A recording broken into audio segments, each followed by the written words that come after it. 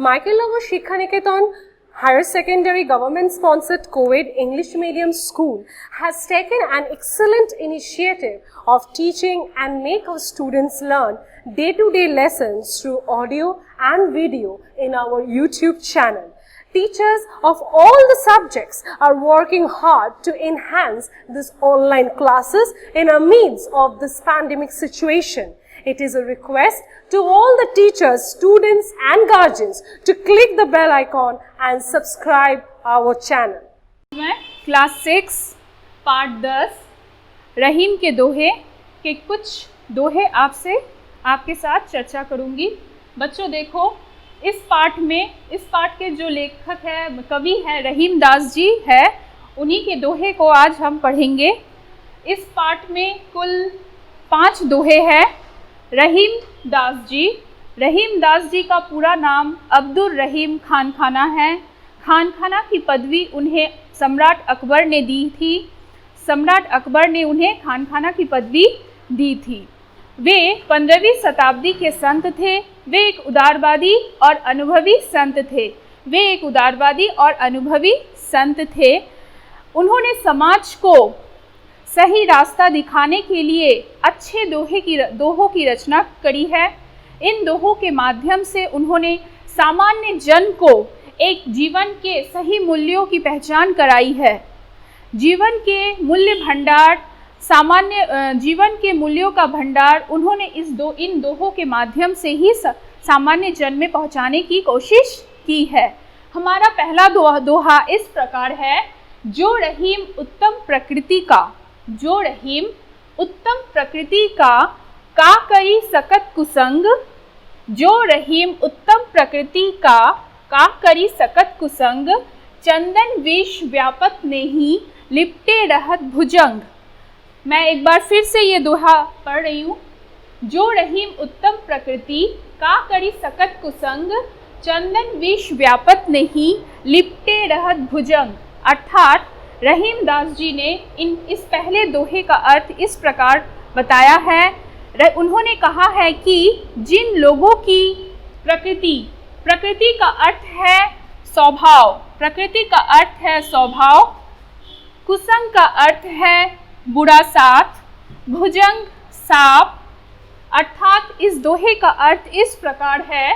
जो व्यक्ति उत्तम मतलब अच्छा स्वभाव का होता है, उसकी अगर वो बुरे संगति में भी चला जाए तो बुरा संगति उसका कुछ नहीं बिगाड़ सकती।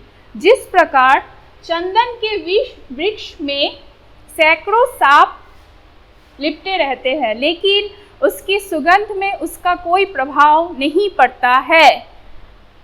तो हमारा पहला दोहा इस प्रकार था। अब हम चलते हैं दूसरे दोहे की ओर। दूसरे दोहा में है रूठे सूजन मनाइए जो रूठे 100 बार। मैं फिर से एक बार रीडिंग कर रही हूँ। रूठे सूजन मनाइए जो रूठे 100 बार। रहीमन फिरी फिरी पोहिए टूटे मुक्ता हार।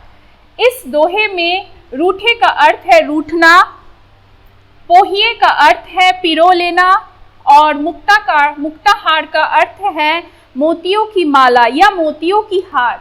अर्थात हमारा दोहे का अर्थ इस प्रकार है कि अगर हमसे हमारे प्रियजन, रहीम जी कहते हैं कि अगर हमारे प्रियजन हमसे रूठ जाए तो फिर हमें बार बार 100 बार उन्हें मना लेना चाहिए, क्योंकि उसी प्रकार जिस प्रकार मोतियों की माला टूट जाने पर उसे हम बार बार मोतियों को इकट्ठा करके उसे हम पिरो लेते हैं, वापस उसकी धागे में पिरोकर उसका एक माला बना लेते हैं।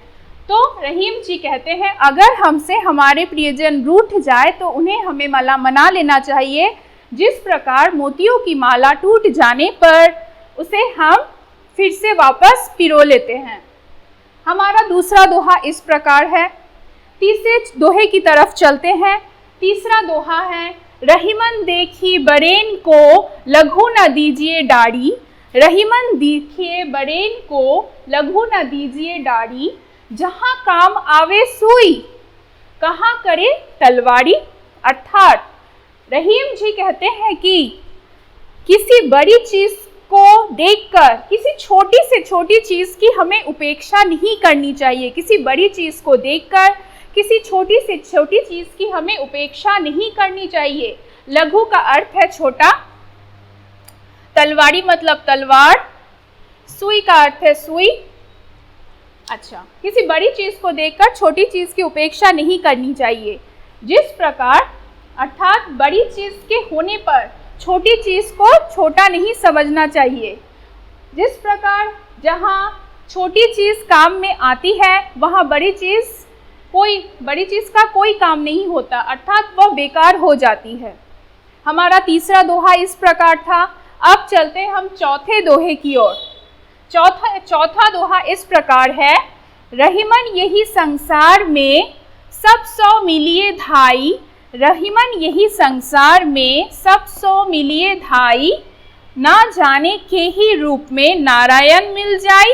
अर्थात संसार का मतलब है विश्व जगत, धाई का मतलब है प्रेम पूर्वक या प्रेम से, और नारायण यहाँ पे ईश्वर के लिए आए हैं। नारायण यहाँ पे ईश्वर के लिए आए हैं। रहीम जी का इस दोहे से यही अर्थ है कि इस संसार में हम सबको सबसे प्रेम पूर्वक अर्थात प्रेम से मिलना चाहिए, क्योंकि ना जाने कहाँ और किस रूप में कैसे हमें ईश्वर मिल जाए, ना जाने कहाँ कैसे और किस रूप में हमें ईश्वर मिल जाए। इस प्रकार हमारा यह दोहा भी खत्म होता है। इस दोहे का अर्थ भी इस प्रकार है।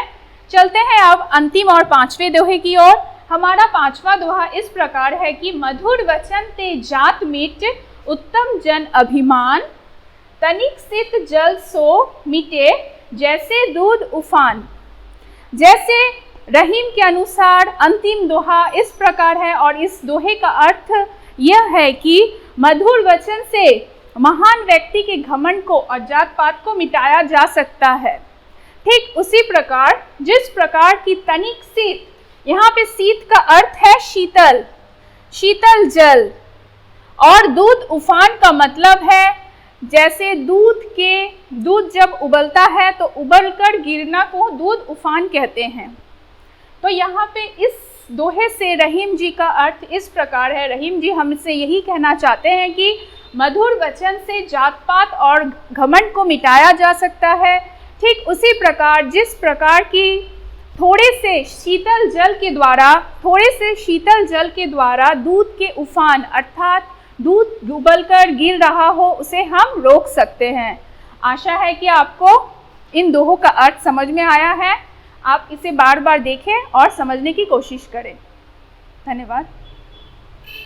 इस पाठ मतलब दोहे के कुछ क्वेश्चन आंसर इस प्रकार आ सकते हैं, इस प्रकार हो सकते हैं जैसे रूठों को क्यों मनाना चाहिए। हम लोगों ने पढ़ा है रूठों को क्यों मनाना चाहिए, छोटों का त्याग क्यों नहीं करना चाहिए, और देखो मधुर वचन ते जात मीट, उत्तम जन अभिमान, तनिक सित जल सो मीटे, जैसे दूध उफान। इस दोहे से ये जो क्वेश्चन है, ये जो प्रश्न है ये आ सकते हैं। ये पहला प्रश्न आपका इस प्रकार है, इस दोहे से है मधुर वचन से क्या मिट जाता है। जैसे मधुर वचन से क्या मिट जाता है, अभिमान मिट जाता है। शीतल जल क्या शांत कर देता है, दूध के उफान को शांत कर देता है। शीतल जल दूध के उफान को शांत कर देता है। जल किसका प्रतीक है, जल मधुर वचन का प्रतीक है। मधुर वचन की तुलना यहाँ किसके साथ की गई है, शीतल जल से। मधुर वचन की तुलना यहाँ शीतल जल से की गई है।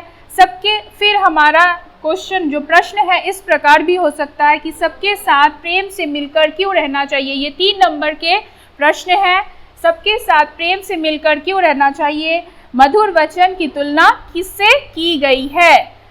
इस प्रकार आशा है कि बच्चों आप इन दोहों को और इनसे जुड़ी जो प्रश्न उत्तर है इनको अच्छी तरह से पढ़ेंगे, समझेंगे और इस प्रश्नों को करने की कोशिश करेंगे। धन्यवाद। Thanks for watching. Leave a like and comment. Subscribe. And do share the video among your friends.